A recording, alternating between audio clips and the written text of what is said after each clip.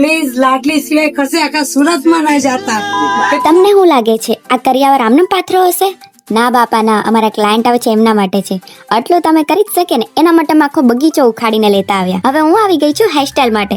મને હેરસ્ટાઈલ કરવી તો બહુ ગમે. કેટલા મસ્ત લાગે એમના હેર કર્લ્સ થાય એટલે. હવે આપણે કંઈક યુનિક તો કરવું જ પડશે.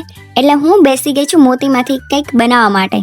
દીદીના આઈડિયાથી હેરસ્ટાઈલ પણ જો કેટલી મસ્ત થઈ છે. હવે આ સાફ સફાઈ કર્યા વગર અમે લોકો જઈએ છીએ ઓર્ડર પર, કેમ કે બહુ લેટ થઈ ગયું. જમવાનું પણ રસ્તામાં કરી લીધું મેં. ત્યાં પહોંચીને મેં તો ડાયરેક્ટ એમને રોવડાવી જ દીધા. અરે રિલેક્સ, એમને લેન્સ પહેરાવ્યા એટલે જુઓ કેટલું મસ્ત લાગે છે કર્લ્સ લુક. પ્લીઝ લાડલી સિવાય કશે આખા સુરતમાં ન જતા.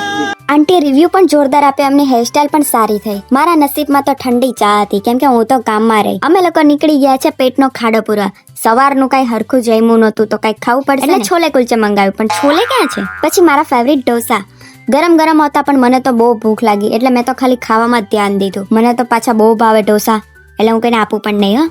બહુ ગરમ લાગ્યા એટલે મેં મંગાવી લીધો શેરડીનો રસ. અરે આનાથી તો મારી મૂછ પણ બની ગઈ છે. સવારની જોઉં છું આ ચકલી અહીંયા ને અહીંયા છે, ઉડતી પણ નથી. મને તો બાપા બહુ ટાઢ લાગ્યા, ઠરી ગઈ.